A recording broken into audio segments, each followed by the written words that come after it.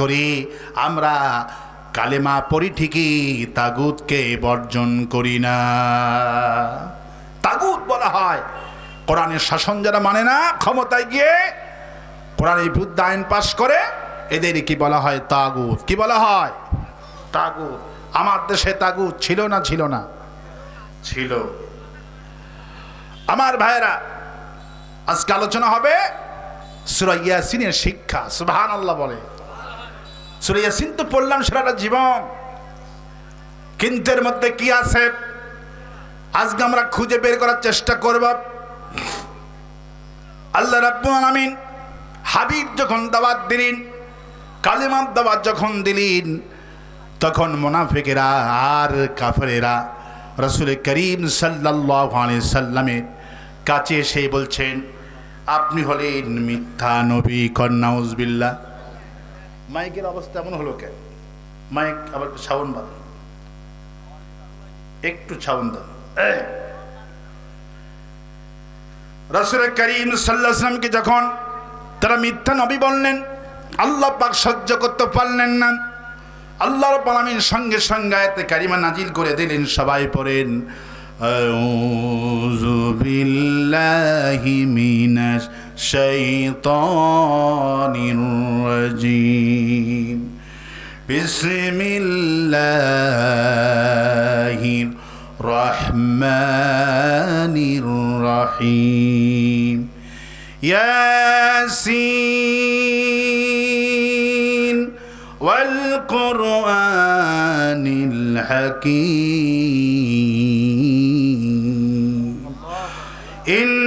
ইন্নাকা লামিনাল মুরসালিন আলা সিরাতিম মুস্তাকিম, তানজিলাল আযীজির রহিম। আল্লাহ পাক রাসূল করিম সাল্লাল্লাহু আলাইহি ওয়াসাল্লামকে যখন তারা মিথ্যা নবী বললেন, রাসূলকে যখন তারা মিথ্যা নবী বললেন, আল্লাহ পাক বলছেন, ইয়াসিন, আমি আল্লাহ।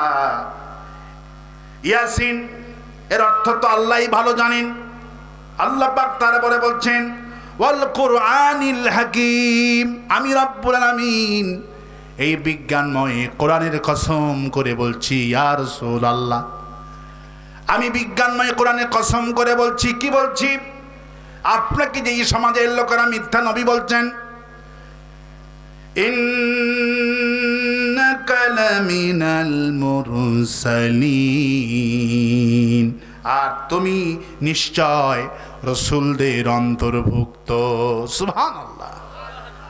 আলা সিরাতিম মুস্তাকিম, এবং তুমি সত্য পথের উপরে প্রতিষ্ঠিত। সুবহানাল্লাহ। রাসূলকে যখন আল্লাহ পাক সত্য নবীর ঘোষণা দিলেন, তুমি সত্য পথের উপরে তুমি আছো। তানজিলাল আযীজির রহিম, আর এই কোরআন তো কেউ নাজিল করেনি, আমার পক্ষ থেকে তোমার প্রতি কোরআন নাজিল করেছি। কোন সুবহানাল্লাহ।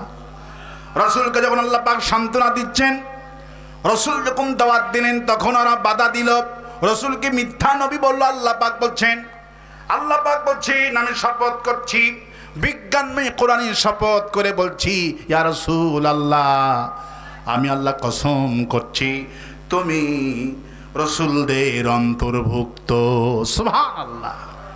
রাসূল সাল্লাল্লাহু আলাইহি ওয়াসাল্লাম বসে আছেন, আয়াতে কারিমা শেষই হয়নি, জিবরাইল আমিন আর একটা খবর নিয়ে আসছে, রাসূলুল্লাহ, আপনার আগেই যারা এই কালিমার দাওয়াত দিয়েছি, হাসরাতান আলাল ইবাদ মা ইয়াতিহিম মির রাসূলিন ইল্লা কানু বিহি ইস্তাহজিউন।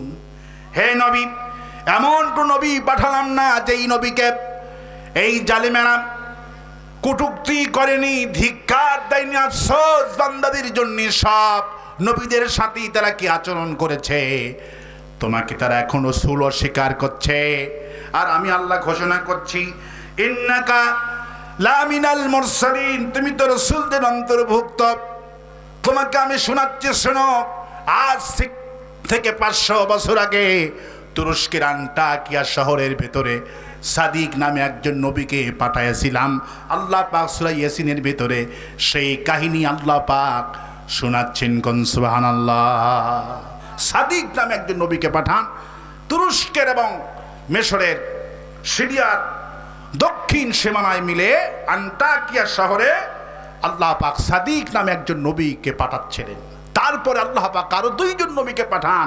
রসুলকে যখন তারা নবী মানতে স্বীকার করছেন, আল্লাহ তো কসম করছি, আমি আল্লাহ কসম করছি, আল কোরআনিল হাকিম, আমি আল্লাহ কসম করছি, আমি বিজ্ঞানময় কোরআনে শপথ করে বলছি, ইয়াসিন আল কোরআনিল হাকিম, আমি আল্লাহ শপথ করছি, ইন্নাকা লামিনাল মুরসালিন, তুমি অবশ্যই রাসূলদের অন্তর্ভুক্ত রাসূল। আজকে নতুন নয়, সেই আন্টার্কটিকা শহরে নবী যখন সাদিককে নাজিল করলাম, নবীকে নাজিল করার কারণে নবীর কর্মীর সংখ্যা খুবই কম। নবীকে হুমকি দিল সমাজের লোকেরা, যদি আর একবার যদি কালেমার দাওয়াত দাও, পাথর মেরে হত্যা করব। আল্লাহ রাব্বুল আমিন সেই সময় কোরআনে কারিমের একজন কর্মী, নাম হলো হাবিব নাজ্জার। কি নাম? নাজ্জার মানে হলো কাঠ মিস্ত্রি। কি মিস্ত্রি? আর হাবিব মানে হলো বন্ধু, কাঠ মিস্ত্রির বন্ধু। সুবহানাল্লাহ বলে। তিনি সেই নবীদের উত্তরসূরি ছিলেন। আল্লাহ পাক বলেন, সেই নবীদের উত্তরসূরি হওয়ার কারণে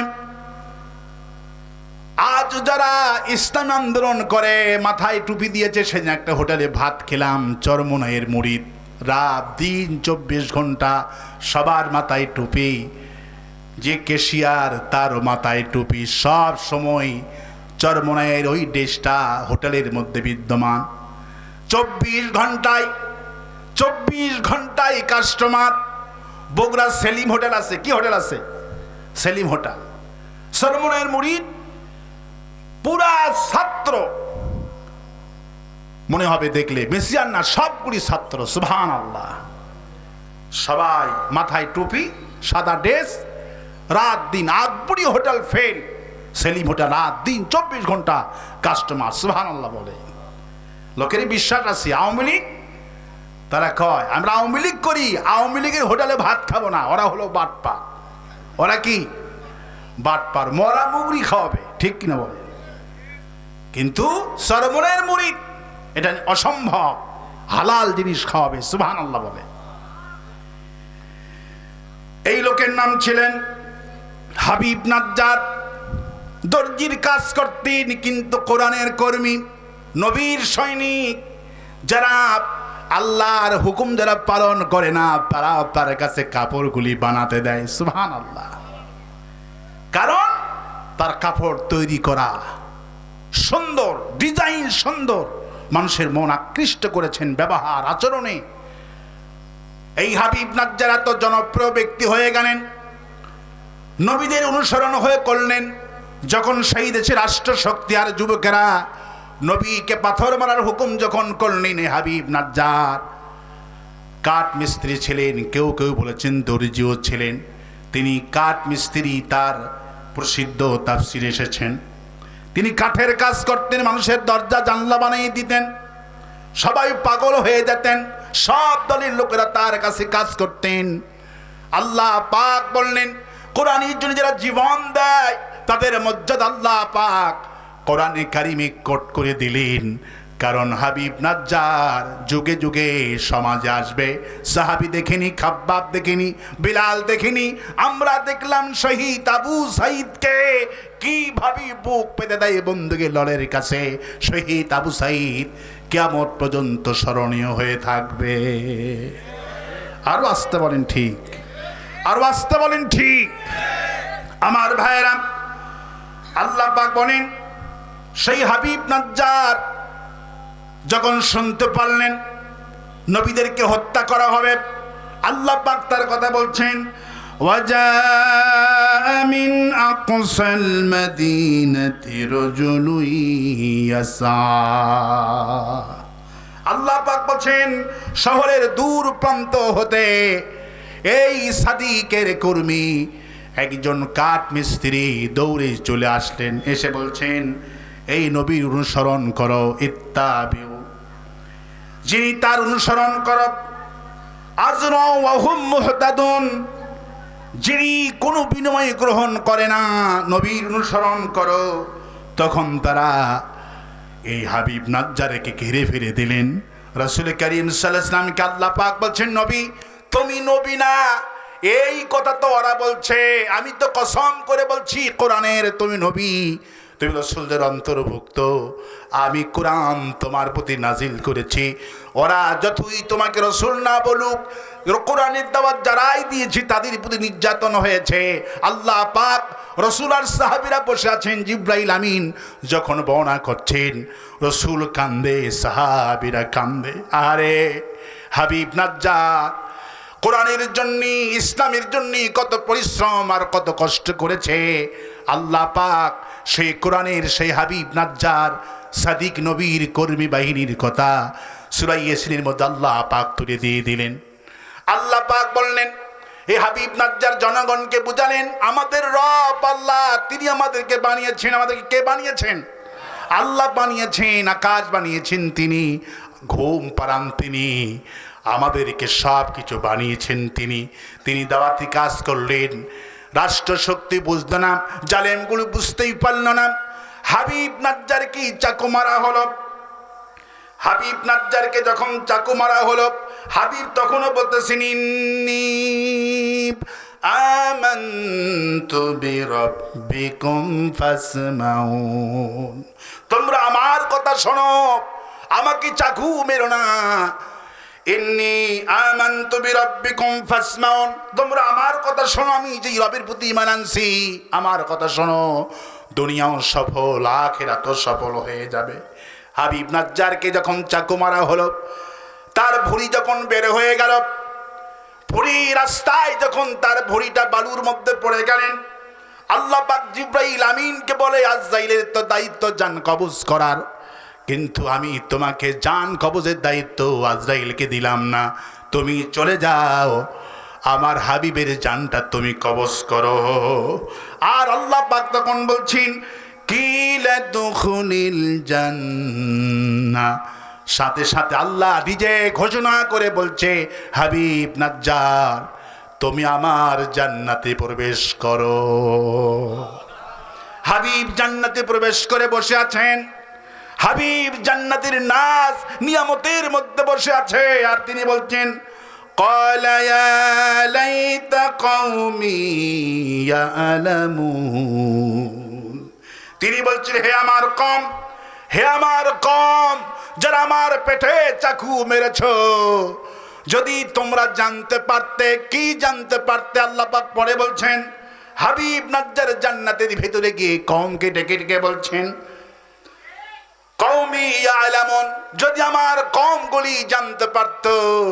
আল্লাহ পাক পরে রাসূলকে জানাচ্ছেন হাবিব নাজ্জার জান্নাতের ভিতরেও গিয়ে একই কথা বলছেন বিমা গফারা লি রাব্বি ওয়া জাআলানি মিনাল মুকাররামিন।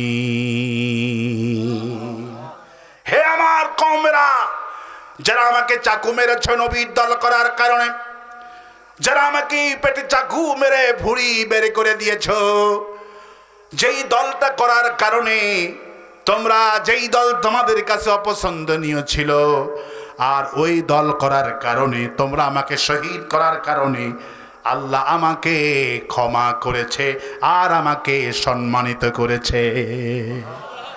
যদি তোমরা জানতে পারতে বিমা গফরলি, আল্লাহ আমাকে কেন ক্ষমা করেছেন, কিসের বিনিময়ে ক্ষমা করলেন, আল্লাহ আমাকে জান্নাতে এত নাজ নিয়ামত দিয়েছেন, মর্যাদা দিয়েছেন, মুকরামিন আমাকে সম্মানিত করেছেন, যদি তোমরা জানতে যেই দল করার অপরাধে আমার পেটে চাকু মারলা, আমার সন্তানগুলিকে এতিম করে দিলে, আমার স্ত্রীকে বিধবা করে দিলে, আমার জীবনকে তোরা শেষ করে দিলে, তোমরা মনে মনে ভাবছো জীবনটা শেষ, আসলে জীবনটা শেষ নয়, আমি জান্নাতে অপেক্ষা করছি, আমার স্ত্রী আর সন্তান আমার সাথে মিলিত হবে।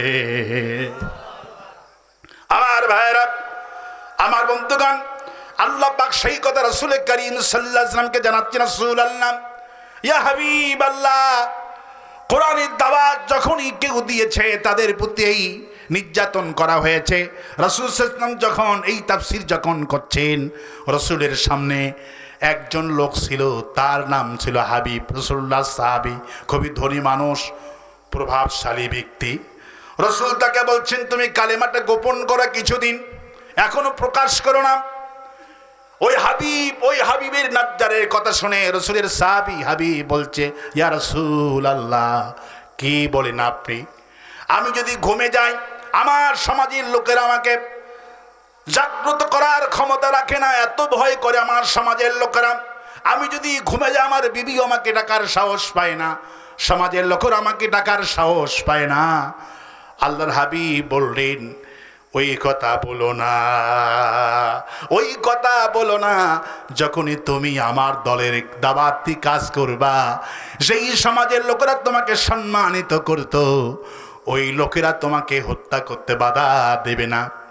ওই হাবিব, রাসূলের সাহাবী হাবিব, ওই হাবিব সূরা ইয়াসিনের তাফসীর শুনেন, ওই হাবিব নাজ্জারি কথা শুনে এই হাবিব আর গোপন করতে পারলেন না। সমাজের লোকদেরকে বললেন, লা ইলাহা ইল্লাল্লাহ, লা ইলাহা ইল্লাল্লাহ। এই হাবিব যখনই গিয়া কালেমার দাওয়াত দিলেন, আবু জাহেলের পেটুয়া বাহিনীর আর সহ্য করতে পারলেন না, তীর নিলেন। যে হাবিব ঘুমে থাকলে তাকে ডাকানোর সাহস কেউ পায় না। এই হাবিব যখনই কালেমার দাওয়াত দিলেন, হাবিব সাহাবীকে কানের মধ্যখানে তীর মারলেন, এই কান দিয়ে ঢুকে ওই কান দিয়ে বের হয়ে চলে গেল। রাসূল সাল্লাল্লাহু আলাইহি ওয়াসাল্লাম হাবিবের লাশ যখন সামনে নিলেন আর বললেন, আল্লাহ তো আমাকে আগেই বলেছেন, ইয়া হাসরাতান আলাল ইবাদ মা ইয়াতিহিম মির রাসূলিন ইল্লা কানু বিহি ইস্তাহজিউন।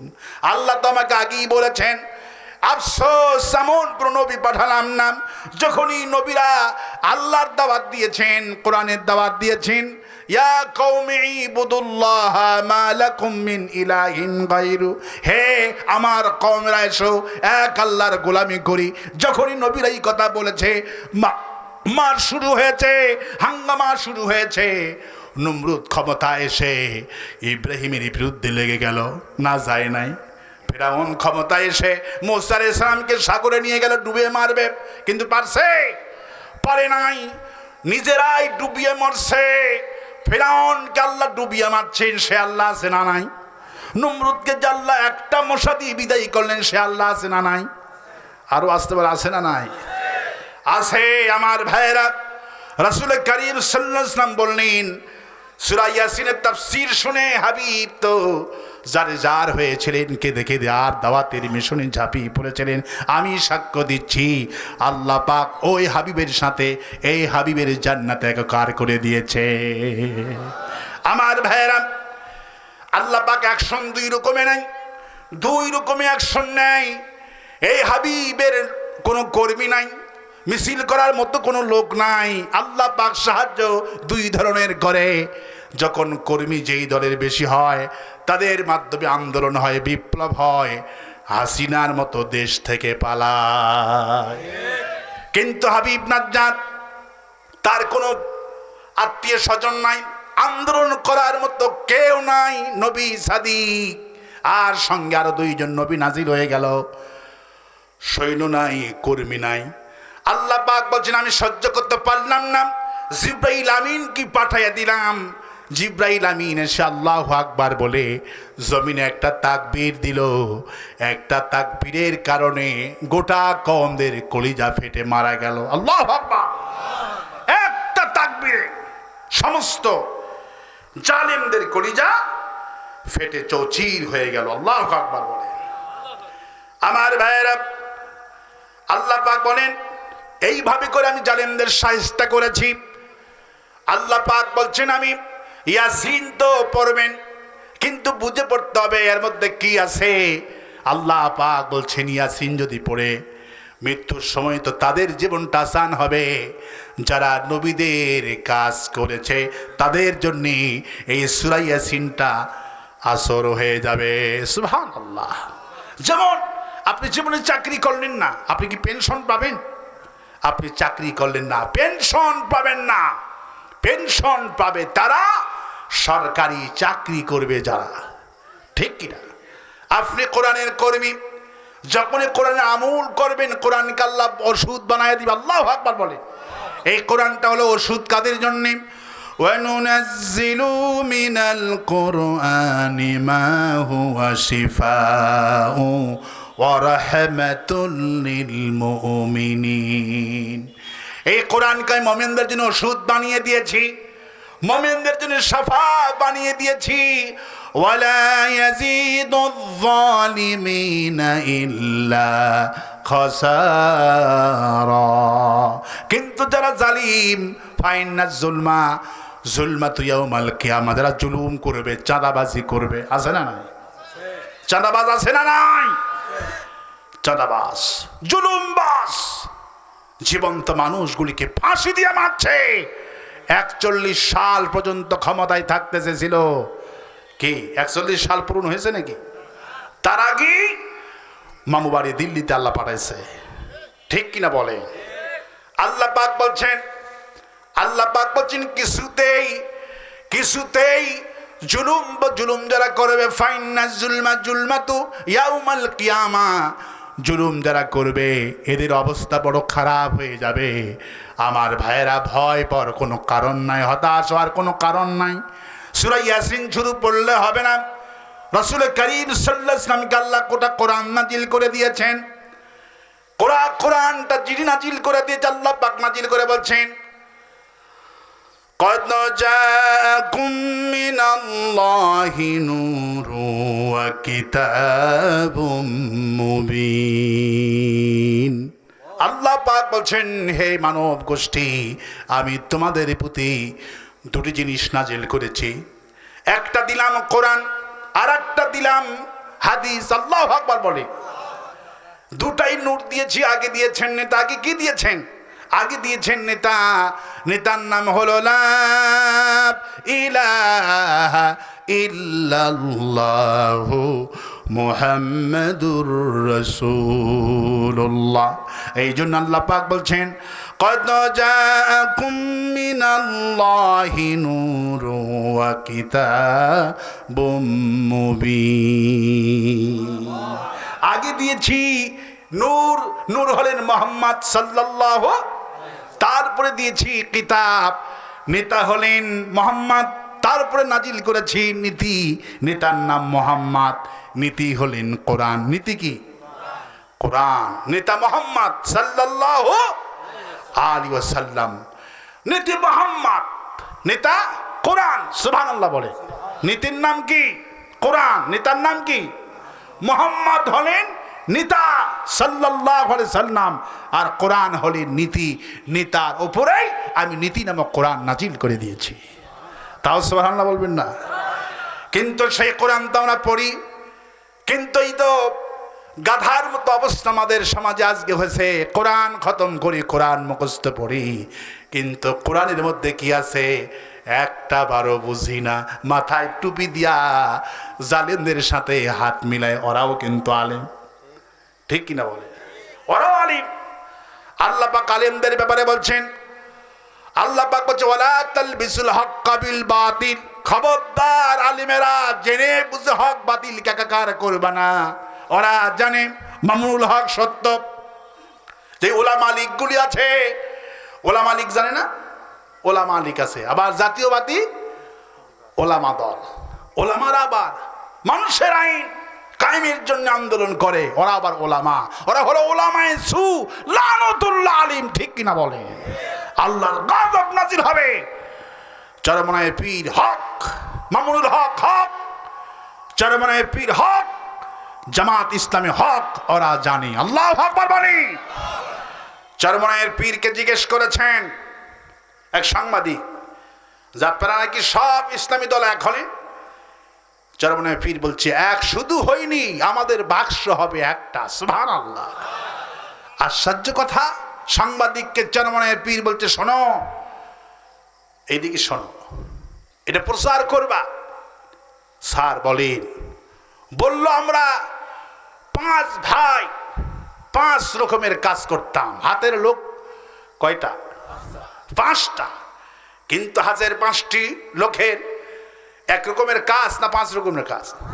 কিন্তু সারাদিন যতই এলোমেলো যাক, এই 5টি হাতের আঙ্গুল 5টা ভাই 3 বেলা খাওয়ার সময় কমসে কম একত্রিত হয়। ঠিক কিনা?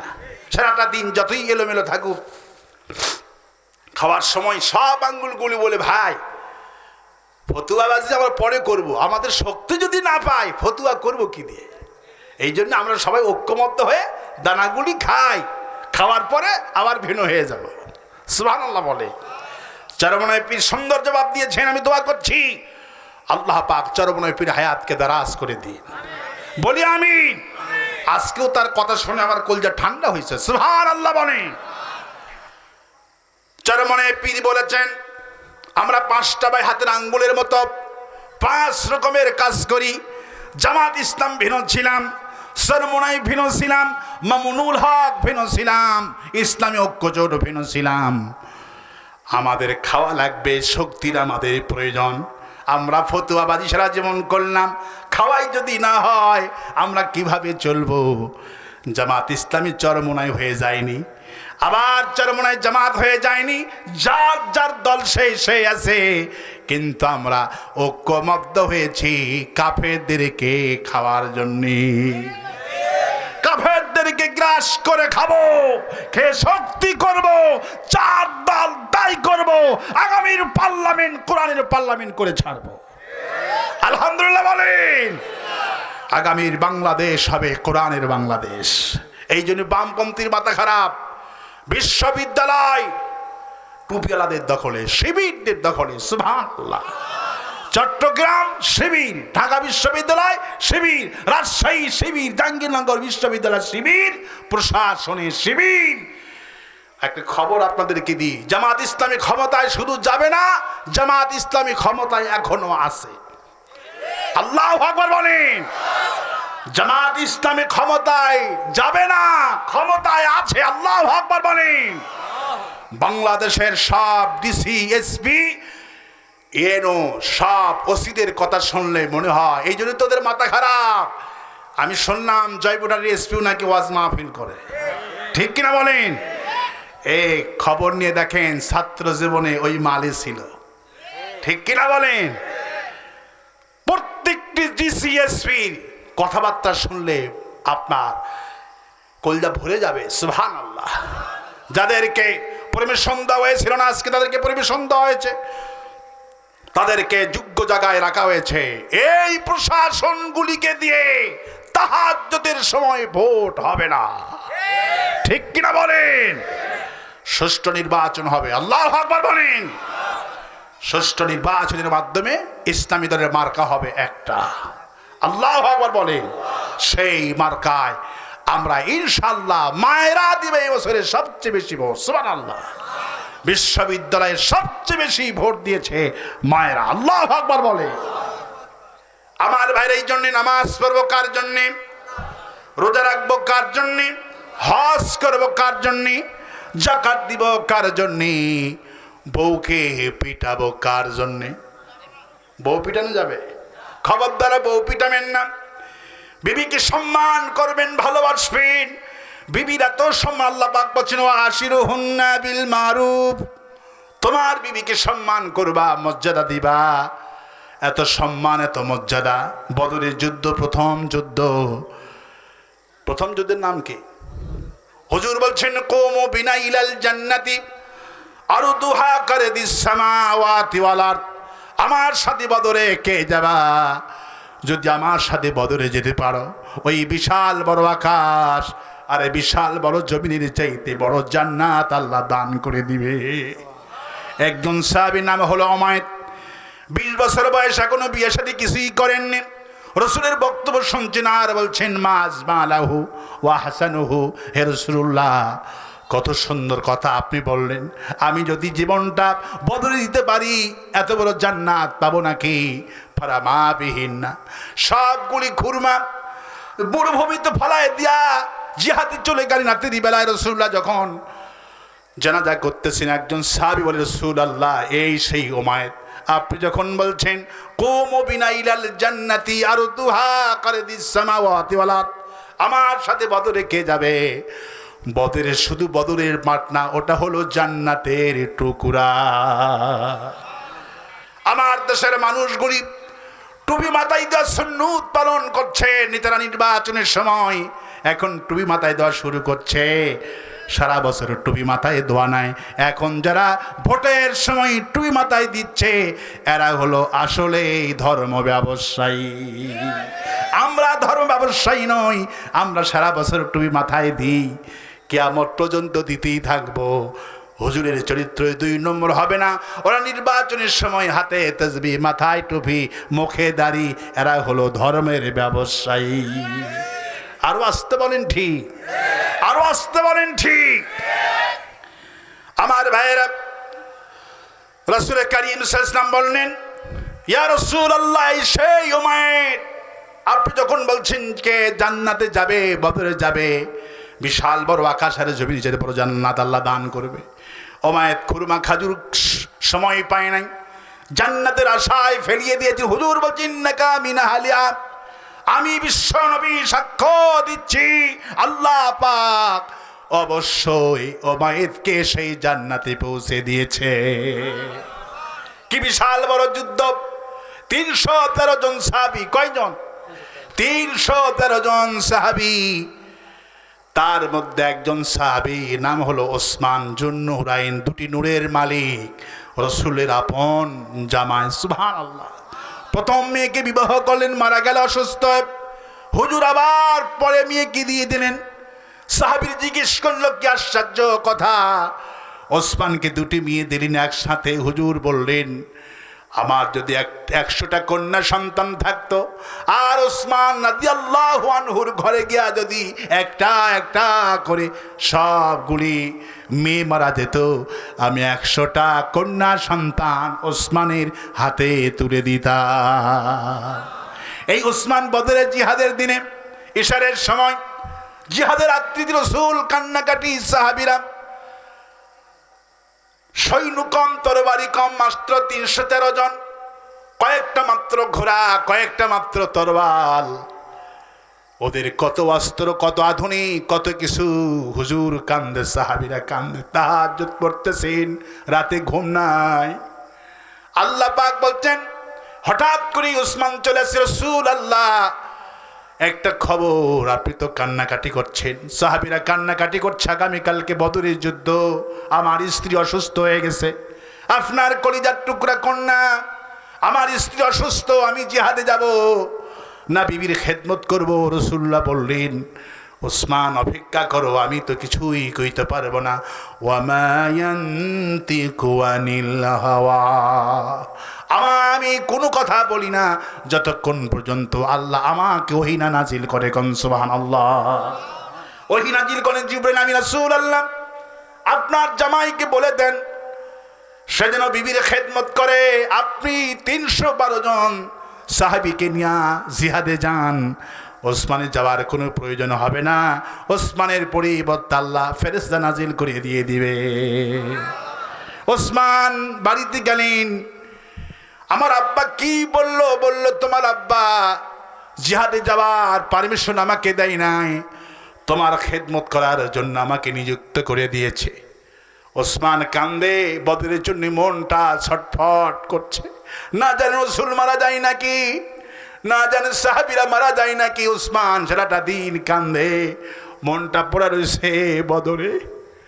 আমার ভাই, রাসূলুল্লাহ বিশাল বিজয় নিয়ে মাত্র 14 জন সাহাবী শহীদ হয়ে গেল। রাসূলুল্লাহ চলে আসলেন বিজয় ভেসে।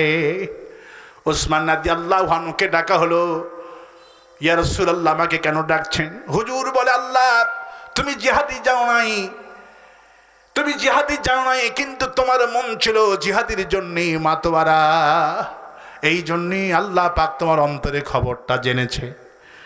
আমি যখন গনিমতের মাল ভাগ করি, 312 জন সাহাবীর নামে যখন গনিমতের মাল ভাগ করি, জিব্রাইল আমিন হাজির, আসসালামু আলাইকা ইয়া রাসূলুল্লাহ। আপনি 312 জনের নামে গনিমতের মাল ভাগ করবেন না, আর একটা পোটলা বানান আপনার জামাই ওসমানের জন্য। মান মাতা ওয়ালাম ইয়াগজু ওয়ালাম ইয়াহদিস বিহি নাফসুহু মা তাআলা শুবাতি মিনান নিফাক। রাসূলুল্লাহ বলেছেন, যার অন্তর জিহাদের তামান্না নাই, জিহাদের আশঙ্কাও করে না, সেই ব্যক্তির মউত হবে মুনাফিকের মউত।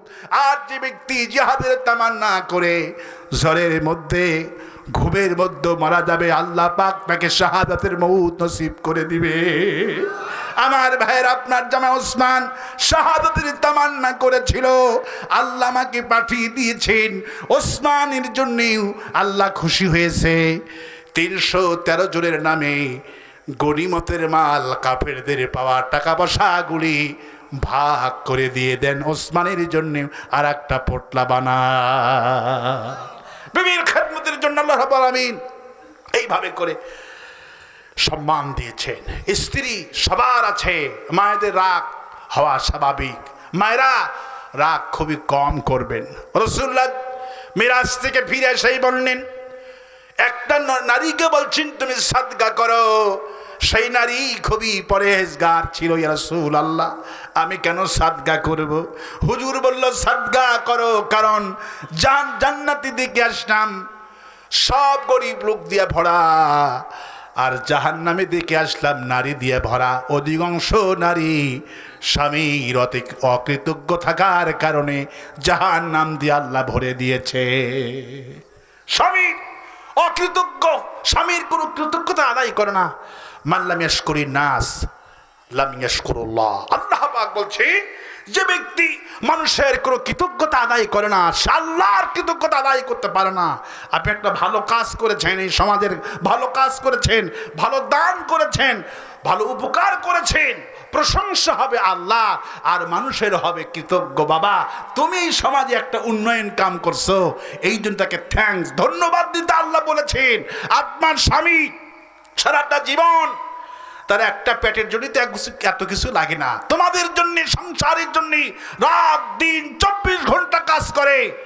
তোমার স্বামী যখন আসে, তুমি কৃতজ্ঞতা আদায় করো, তুমি আমাদের জন্য কত পরিশ্রম করো, একটু রেস্ট করো, এত ব্যবসা লাগবে না। আল্লাহ বলছেন, ওই নারী জান্নাতি। সুবহানাল্লাহ, ওই নারী জান্নাতি যে স্বামীর কৃতজ্ঞতা আদায় করবে। আর যে এই নারী নামাজ পড়লো, রোজা রাখলো, স্বামীর প্রতি কৃতজ্ঞতা আদায় করলো না, মন খারাপ করলো, ভাব করলো, কথা বললো না, নারীদের মধ্যে এই ব্যারামটা সবচেয়ে বেশি।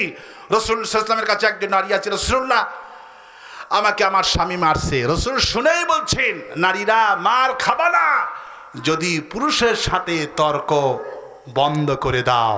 রাসূল বলছেন, নারীরা যে মার খায় মূল কারণ হলো পুরুষের সাথে তর্ক করার কারণে। ঠিক কিনা বলে? যত ক্ষতিই করুক, আমি মাঝে মধ্যে আমার স্ত্রীকে বলি, তুমি যে এই যে কত ক্ষতি করছা, মোবাইল কয়েকবার ভেঙে গেল, কম্পিউটারে নষ্ট করলা, তারপরে কত কি ভাত প্রতিদিনই পড়াই পড়ে, তরকারি তুলে দিয়ে ফোন লাগায়, মায়ের সাথে না কারোর সাথে, তরকারি পুড়ে 6 লাখ। আমি বললাম, দেখো আমার মা আগুনের থেকে কখনো যায় না। রাসূল সাল্লাল্লাহু আলাইহি ওয়াসাল্লাম যখন ঘুমাবা, আগুন থেকে কখনো যেও না। যাক, তোমরা ছোট মানুষ। আমি রাসূল বলছেন, ওই স্বামী জান্নাতি যে তার স্ত্রীকে মাফ করে। সুবহানাল্লাহ, আমি জানি, তবে এগুলিতে কোনো ফ্যাটকর নয়। লাখ টাকা ক্ষতি হবে, মারবো না জীবনে, গালিও দিব না, তবে কথা একটাই, রাসূলের হাদিস পালন করো, আমার সাথে তর্ক করবা না। কি করবা না? তর্ক করবা না। 1 কিলো লবণ হয়েছে, আমার মেয়েকে বললাম, মা দেখো তো লবণ হয়েছে কিনা। কয়, আব্বা খুব লবণ। ছেলেকে বললাম, কয় লবণ। স্ত্রী কয়, না লবণই হয়নি। বলেন তো মেজাজ খারাপ হবে না? হবে না। নিজেরটা দিয়েই বলছে। আমি বললাম, দেখো একে শাশুড়ি আম্মা আছে, সে এমন ঝাল দিছে, আচ্ছা ভুল তো হতেই পারে। আমি বললাম, দেখো আজকে কিন্তু ঝাল বেশি হয়েছে। কয়, কই ঝাল, কই ঝাল, ঝালই তো নাই। শাশুড়িকে বললাম, মা কি খবর? কয়, বাবা ঝাল হয়েছে একটু। তোমার মা বলে ঝাল, তুমি স্বীকার করো না কেন? তুমি কইলে কি হবে? আমি বলছি এটি কৃতজ্ঞতা, তুমি স্বীকার করবা। পুরুষেরা জীবনেও মারবে না, সুবহানাল্লাহ বলে। আমার শুধু একাই হয় না, আপনাদেরও হয়, হয় না? হয়। মায়েদের বলছি, মায়েরা এই সব আমল করবেন, স্বামীর কাছে স্বীকার করবেন। রাসূলুল্লাহ বলছেন, এই স্বামী জান্নাতি, হুন্না লিবাসুল লাকুম ওয়া আনতুম লিবাসুল লাহুন্না। আল্লাহ পাক বলছেন, স্বামী স্ত্রীকে আমি পোশাক করে বানিয়েছি। রাসূলুল্লাহ ব্যাখ্যা করলেন, তাফসীর করলেন, পোশাকের অর্থ কি জানো নাকি? স্বামী স্ত্রীকে আল্লাহ পোশাক বলেছে, স্বামী স্ত্রীকে আল্লাহ পাক পোশাক বলেছেন। পোশাকের কারণ হলো সম্মান। পোশাক মানুষের সৌন্দর্য বৃদ্ধি করে। শীতকালে পোশাক ভিন্ন, গরমকালে পোশাক ভিন্ন। পোশাকের কাম হলো গোপন করা। পোশাক পরেছেন, চুলকানি ফুলকানি যা আছে ভিতরে কেউ দেখতে পারে? কেউ দেখতে পারে না, কারণ পোশাকটা গোপন করে। কি করে? রাসূল বলছেন পোশাক গোপন করে। পোশাকের কাম হলো ঢাকানো, গোপন করে ফেলে দেওয়া। ইয়া রাসূলুল্লাহ, আমি আমার বিবির কি গোপন করব? তাহলে রাসূলুল্লাহ বললেন, তোমার বিবি যখন ভুল করবে, বিবি যখন ভুল করে মারবা না, তালাক দিবা না। তোমার বিবি পোশাক যেমন গোপন করে, তোমার বিবির দোষগুলি গোপন করে দিবা। আল্লাহ পাক বলেন, স্বামী তার স্ত্রীকে তালাক দিতে পারবে, মারতে পারবে, গালাইতে পারবে, কেউ তারে ধরতেই পারবে না। একা একা বাড়ি তারে মানলে কেউ ধরবে না। আল্লাহর হাবিব বলেন, পোশাক হলো ওই স্বামী উত্তম পোশাক। পোশাক যেমন গোপন করে, বিবিকে একান্ত ডেকে বলে, দেখো আমি তোমার পোশাক গোপন করার বিষয়, আমিও তোমার পোশাক। তুমি যত ভুল করেছো আল্লাহর হস্তে আমি সব মাফ করে দিলাম। আমার কোনো তোমার প্রতি আর দ্বিধা নাই, তোমার প্রতি ক্ষোভ নাই, আমি তোমারে ক্ষমা করে দিলাম। আল্লাহ পাক একজন ফেরেশতাকে নিযুক্ত করে পাঠিয়ে দেন বাড়ির সামনে। এসে ওই ফেরেশতা চিল্লায় চিল্লায় বলে, ওই স্বামী জান্নাতি যেই স্বামী একটু আগে তার বিবিকে ক্ষমা করেছে। এই খোঁজখবরি দিয়ে ওখান থেকে ফেরেশতা বিদায় হয়ে যায়। বিবিকে মাফ করবেন। ওরা একটু বাঁকা হয়, ওরা একটু কি হয়? রাসূল সাল্লাল্লাহু আলাইহি ওয়াসাল্লাম বলছেন, মেয়েরা হলো গিলাস, জোরে চাপ দিলে ভেঙে যাবে। এই জন্য আমি মাপকে দেখতাম। এখন তো হারকিন নাই। আমার ছেলেকে সেদিন হারকিন দেখালাম, আমার বাবার দাদার আমলের হারকিন। কয়, আব্বা এটা আবার কি? এটা হলো হারকিন। হারকিনের একটা কাঁচের চিমনি ছিল, এখানে কি বলে? হ্যাঁ, চিমনি। তো দেখতাম মা বিকেল বেলায় আমাদের পড়াশোনা করা লাগবে, মা চিমনিটা এত সুন্দর করে মুছতো, মুখের ভাব দিত, তারপরে তেনা দিয়ে ভেতরে আস্তে আস্তে মুছতো। রাসূল সাল্লাল্লাহু আলাইহি ওয়াসাল্লাম বলছেন, মেয়েরা হলো গিলাস, কাঁচ, এদের জোরে চাপ দিলে ভেঙে যাবে, এদেরকে আস্তে আস্তে মাজতে হয়। ঠিক কিনা বলেন? আস্তে আস্তে, যত আস্তে আস্তে ভাব দেবেন পরিষ্কার হতে থাকবে, চাপ দেবেন ভেঙে গুঁড়া হয়ে যাবে, সংসার ভেঙে শেষ হয়ে যাবে। আল্লাহু আকবার বলে।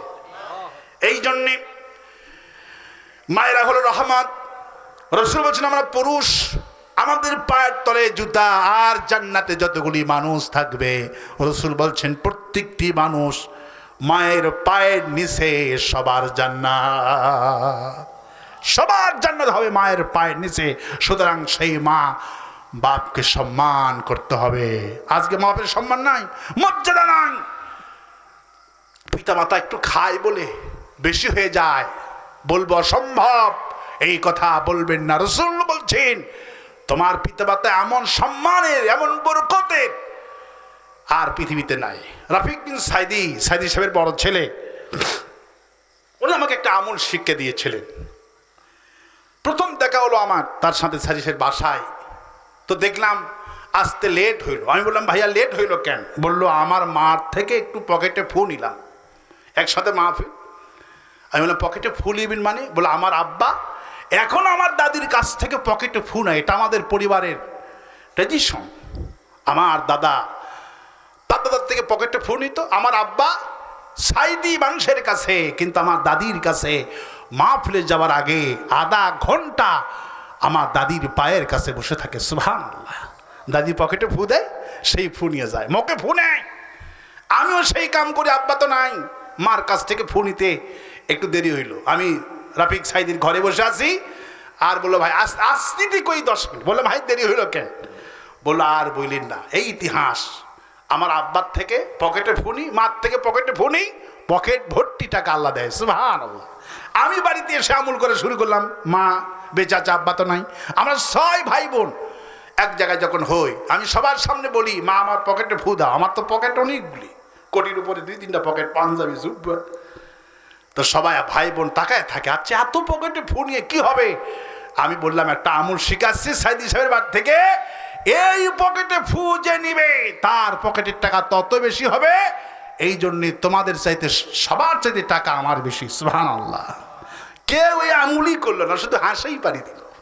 আমার ছোট ভাই সেনাবাহিনীর বড় অফিসার, সেও হাসলো, অনেক বড় বুজুর্গ, কিন্তু মায়ের থেকে কেউ ফু নেয় না। আমি এই কামটা সব সময় করি, গত সপ্তাহ মার থেকে ফু নিয়ে আসছি। মা বলছে কণ্ঠের মধ্যে ফু দাও, পকেটে ফু দাও, মুখেতে ফু দাও। মায়ের ফু সর্বশ্রেষ্ঠ ফু। তাম পৃথিবীর বুখারি, তাম পৃথিবীর হাফিজ কোরআন এক জায়গায় হয়ে দোয়া করলে জানা হবে, মা শুধু বিসমিল্লাহ বলে মূর্খ মা মুখের মধ্যে ফু দেবে আর সাজবে মঞ্জুর হয়ে যাবে। আসল জায়গায় কেউ যায় না, যায় আটরশি। কোথায় যায়? আটরশি যায়, পীরের দরবারে যায়। আসল পীর হলো মা বাপ। আল্লাহ পাক আমাদেরকে আমল করার তৌফিক দিক বলে আমিন। আল্লাহ পাকে মাহফিলকে বরকতময় করে দিন বলে আমিন। আজকে ভালো লাগছে, ক্যামেরাম্যানগুলি এত সুন্দর, আমার জীবনে এত সুন্দর। জয়পুরহাটে এত ক্যামেরাম্যান আছে, ইউটিউবার আছে, আমি জীবনে প্রথম দেখলাম। আমার ইউটিউবার ভাইদেরকে আল্লাহ পাক যেন তার ব্যবসার মধ্যে বারাকা দান করে, হালাল ব্যবসা, সুবহানাল্লাহ বলে। রাত জেগে জেগে মাহফিলগুলো রেকর্ড করছেন। আল্লাহ পাক তাদের এই খেদমতটাকে কিয়ামতের দিন যেন নাদের ওসিলা হয়ে যায় বলি আমিন। আমি এখন দোয়া করছি। আর কোন ঘোষণা আছে? সভাপতি সাহেব কিছু বলবেন? আলহামদুলিল্লাহ, একজন অসুস্থ হওয়ার জন্য 10,000 টাকা দান করলাম। আপনারা দোয়া করবেন সন্তানের জন্য। কি না ওনার দানবীর নাম কি?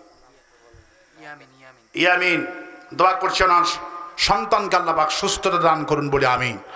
আমাদের সম্মানিত সভাপতি সাহেবের সঙ্গে গত বছরে 2টা মাহফিলে দেখা হয়েছিল, আমাকে ভালো লাগছে। উনি আলেম মানুষ। আপনার সবাই সভাপতি সাহেবের 2-1টি কথা আমরা শুনে দোয়া করি।